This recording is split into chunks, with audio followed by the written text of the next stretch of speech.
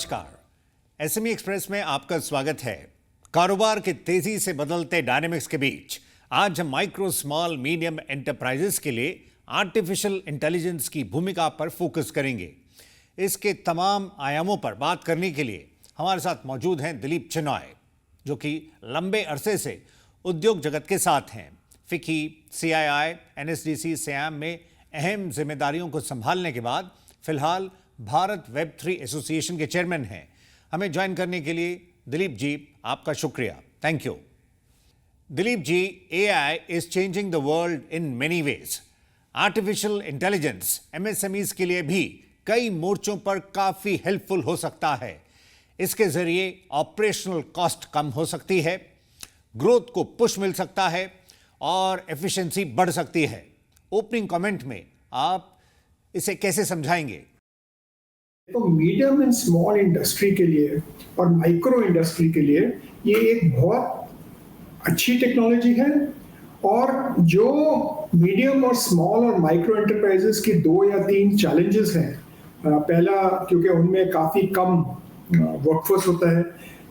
Average अगर आप देखें तो जो 6 करोड़ से अधिक जो मीडियम और small industries, micro small industries जो इंडिया में है, उनमें से लगातार मेजॉरिटी जो है लेस देन 5 एम्प्लॉइज हैं। उसमें से भी अगर आप देखें तो मेजॉरिटी है 2 एम्प्लॉइज या 2 लोग। तो इन छोटे छोटे जो कारोबार है उसमें ये जो फायदा लेती है आर्टिफिशियल इंटेलिजेंस, उसका एक बहुत ही इम्पोर्टेंट लाभ हो सकता है माइक्रो, मीडियम और स्मॉल इंडस्ट्री में।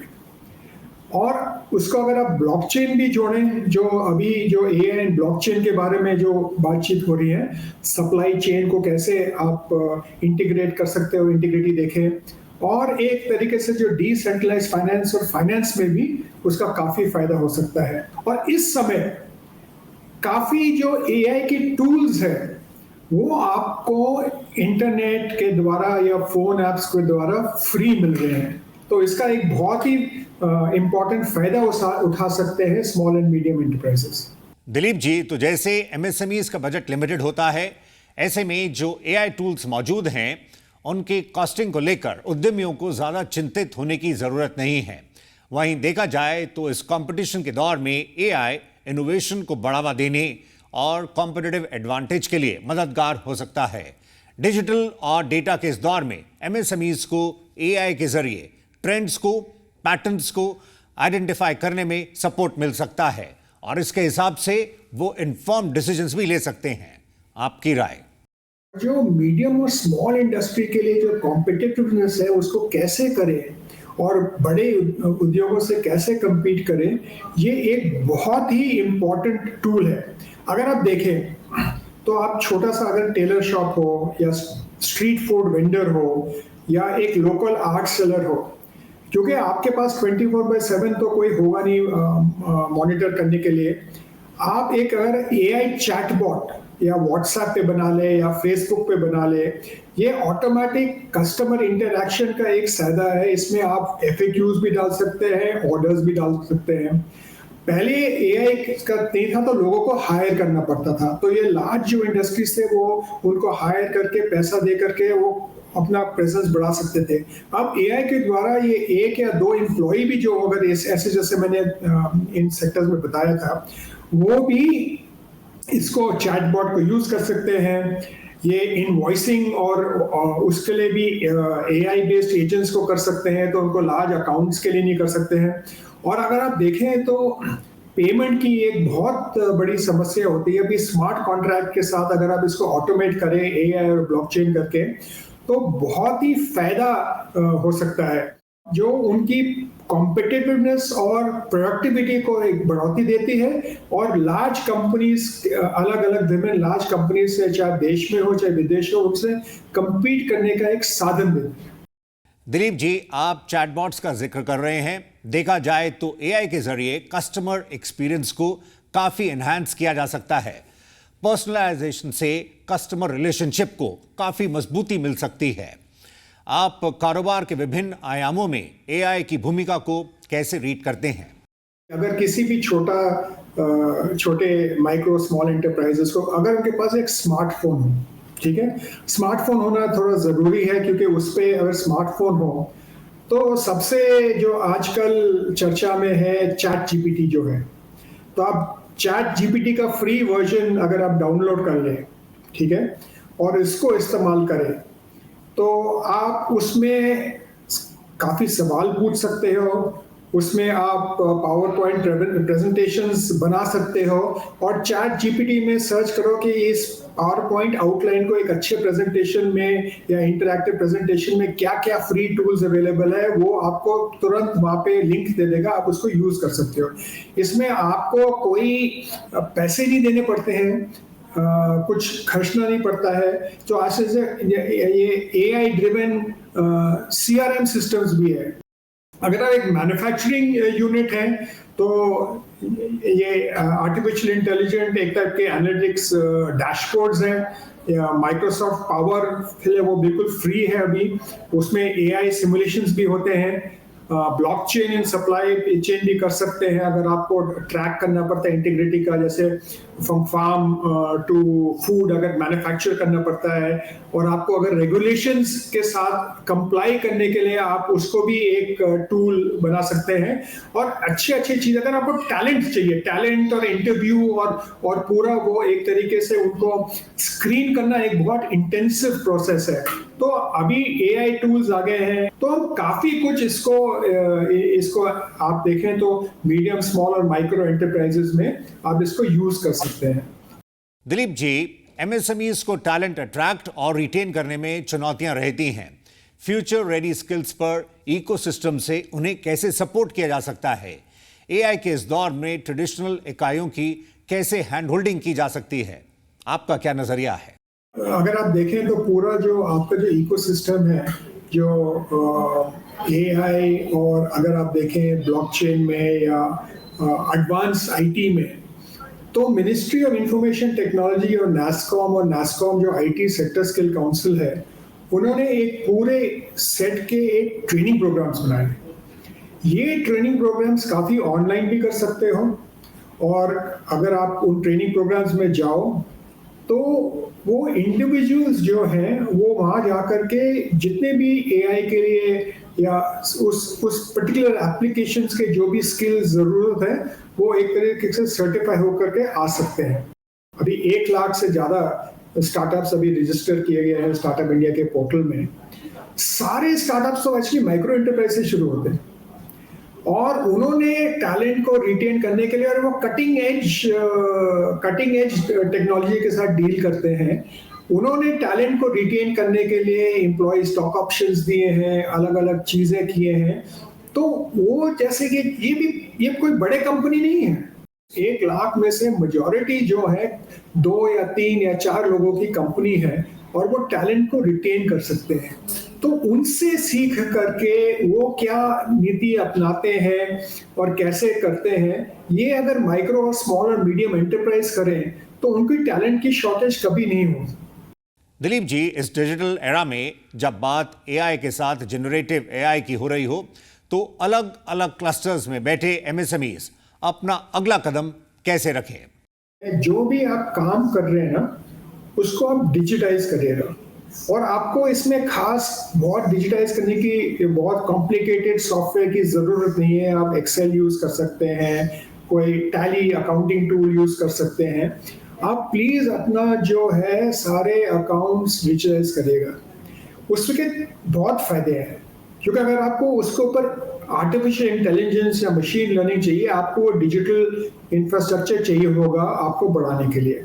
आपके लिए फाइनेंस के काफ़ी एवेन्यूज खुल जाते हैं, और जीएसटी में आपको भी काफ़ी, अगर आप जीएसटी पे करते हो या जीएसटी नहीं पे करते हो, उसमें काफ़ी फ़ायदे हो जाते हैं। तो आप एक एक प्रॉब्लम लेकर के उसको सॉल्व करिएगा, और आप अपने ही जो आर्टिफिशियल इंटेलिजेंस के जो फ्री टूल्स हैं उनको ही पूछिए कि भाई मेरे को ये है, मैं इसको कैसे सॉल्व करूं। चलते हुए दिलीप जी, डिजिटल ट्रांसफॉर्मेशन के बढ़ते दायरे के बीच साइबर अटैक्स भी लगातार बढ़ रहे हैं। डेटा सिक्योरिटी के पहलू पर आप एमएसएमईज जिनकी सप्लाई चेन में अहम भूमिका है, उनके साथ क्या शेयर करना चाहेंगे? स्मॉल और मीडियम इंडस्ट्रीज के लिए अगर आप अफोर्ड नहीं कर सकते साइबर सिक्योरिटी, ठीक है, तो आप अपना सारा जो है डेटा उसको ऑफलाइन रख सकते हैं। और अगर आप ये जो टूल्स यूज कर रहे हो, जो आइडेंटिफाइड, जो पूरे ऐप स्टोर से आइडेंटिफाइड टूल्स हैं, उसमें कोई हैकिंग या डेटा इनसिक्योरिटी की कोई प्रॉब्लम्स नहीं है। तो ज़्यादा से ज़्यादा अगर आप ट्राई करें तो आप अपने डेटा को इंटरनेट पे विदाउट फायरवॉल्स, विदाउट सिक्योरिटी मत डालिएगा। अगर आप टैली यूज करें तो उसमें इनबिल्ट सिक्योरिटी है, और जो सारे जो मैंने सिस्टम्स बताए थे उसमें सारे इनबिल्ट सिक्योरिटी है। दिलीप चेनाय, चेयरमैन भारत वेब3 एसोसिएशन, हमें ज्वाइन करने के लिए, इन इनसाइट्स के लिए और एमएसएमईज के साथ अपना अनुभव साझा करने के लिए आपका शुक्रिया। एसएमई एक्सप्रेस में फिलहाल वक्त ब्रेक का है। ब्रेक के बाद बात ब्रांडिंग, डिजिटल मार्केटिंग की। स्पेस को एआई बड़े पैमाने पर बदल रहा है। ब्रेक के बाद हमारे साथ होंगे अतुल राजा, जो कि कई बड़े ब्रांड्स के साथ एसोसिएटेड रहे हैं। वो मौजूदा ट्रेंड्स और बेस्ट प्रैक्टिसेस को एमएसएमईज के साथ शेयर करेंगे। हम जल्द लौटते हैं।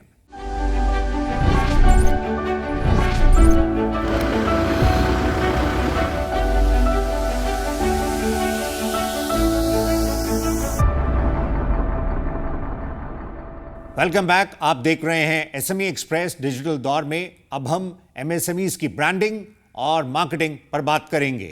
हमें ज्वाइन कर रहे हैं Atul Raja, global marketing consultant and brand strategist. आपका शुक्रिया, thank you. Atul ji, branding को स्मॉल बिजनेसेस का एक वीक लिंक माना जाता है, लेकिन डिजिटल दौर में इसकी अहमियत लगातार बढ़ती जा रही है। आपका असेसमेंट क्या बताता है? ब्रांडिंग है, मार्केटिंग है, this is a weak link in the SME space in India.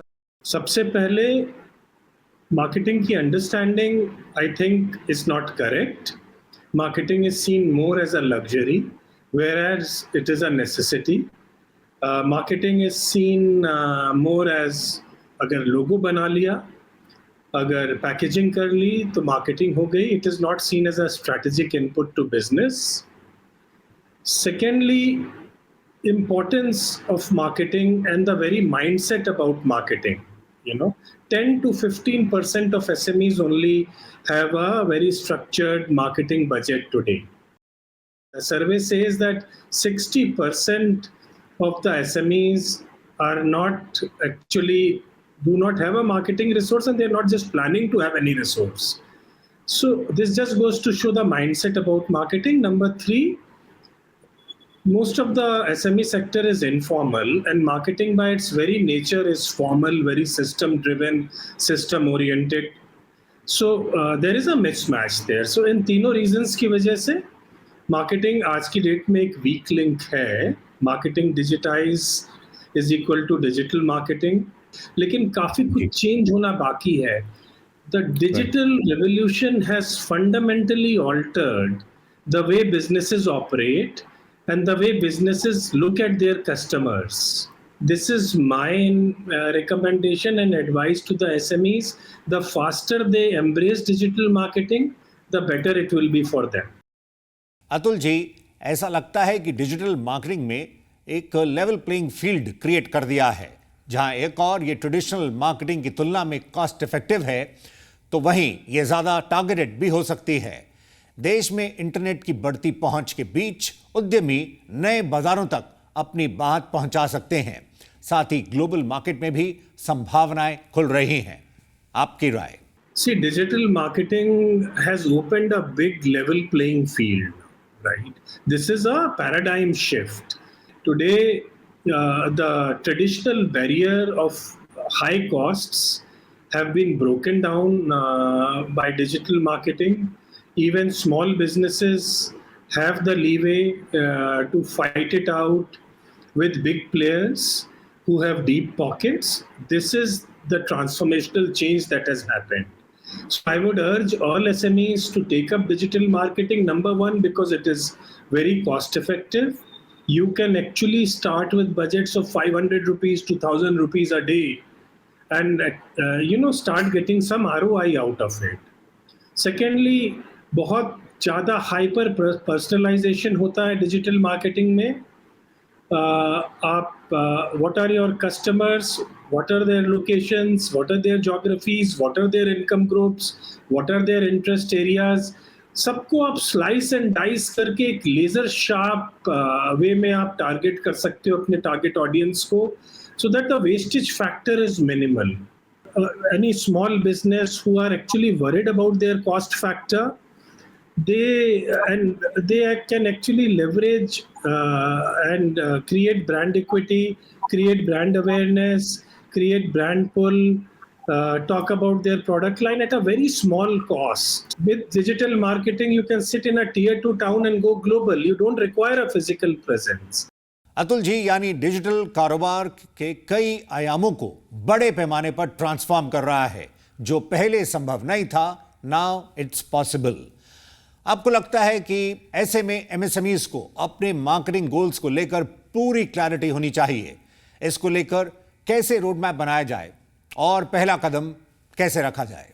See, when you do any planning, and I'm saying any planning, not just marketing planning, there are two elements to it. There is one, a tactical element, one is a strategic element. Now, big organizations, they do strategic plan, they plan for 3 years, 5 years, but I don't think so an SME can afford that today. I think for an SME, a 3-month plan, a 6-month plan, and a 1-year plan, किसी भी marketing plan में कुछ ऐसी चीजें होती हैं जिसके results immediate आते हैं. They can be prioritised for the first 3 months. Then there are medium term results that come in. They can be planned for 6 months. And then there are some long term results. They can be planned for 1 year to 2 years time frame. Planning will provide accountability to your team members. Planning will give motivation and team alignment to the organization. And planning will allow for course correction in case any is required during the course of the year or the 2-year plan period. Atul ji, अब उद्यमी digital presence बढ़ाने पर काम कर रहे हैं. ऐसे में वो विजिबल भी हो, ये भी जरूरी है. आप सर्च इंजन मार्केटिंग को एमएसएमईज के कॉन्टेक्स्ट में ब्रांड अवेयरनेस के संदर्भ में कैसे एनालाइज करते हैं? You know, we call it as SEM. उसके under SEM there is another organic element as SEO, and SEM is equal to paid search. The more and more digitized the world has got, the more and more digital marketing has gone. Inbound traffic has taken paramount importance, right? And there is so much clutter, itna traffic hai ki if you are not specific about it, if you are not laser sharp about it, you can't handle the inbound traffic. It is so much, there is so much clutter, there is so much riffraff. That's the importance of search engine marketing. There is the importance of search engine optimization. So search engine optimization में मैं अपने SME दोस्तों को यही बोलना चाहूँगा कि they have to be patient, right? There is 2 elements of search engine marketing. One is paid search, जिसमें results immediate आते हैं. But then the most important element of search engine marketing is called SEO, which is search engine optimization, जहाँ पे you also do on-site optimization of your website and your own online assets. That is a time-consuming process. उसमें आपको 1 साल का time देना ही पड़ेगा. But when the results come in, they are actually very worthwhile in terms of getting the right leads, in terms of creating a sales pipeline, in terms of revenue generation. So what I would tell my SME friends is, अगर मुझे एक SEM का plan बनाना है, मैं आपको idea दे रहा हूँ, and this is very generic. This can be customized from SME to SME. First 2 months, go in for paid search, so that you get some immediate results, you get some online traction, and then stop the paid search. Then from 3rd to 6 months, you go in for organic SEO. And then from 6 to 12 months, you go in for retargeting of leads, right? If you follow this approach, I think over a period of a year, you'll actually start getting some results. चलते हुए Atul ji, MSMEs online campaigns के साथ traditional offline marketing को लेकर कैसी strategy बनाएं ताकि तेजी से बदलते समीकरणों के बीच वो भी अपना कदम बढ़ा सकें।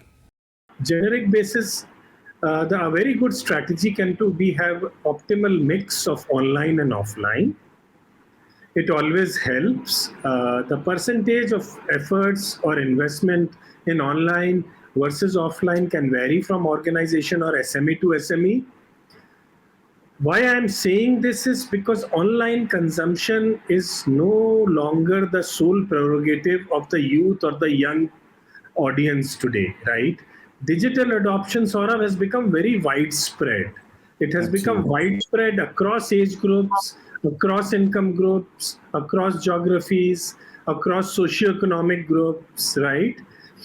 So if you're only targeting the online for youth and you're not targeting the non-youth, there may be a missed opportunity there. So I'm sounding a red flag. Like 40% of the total online buyers today are actually 35 plus. Digital is behavior driven. When I say behavior driven, what do you mean?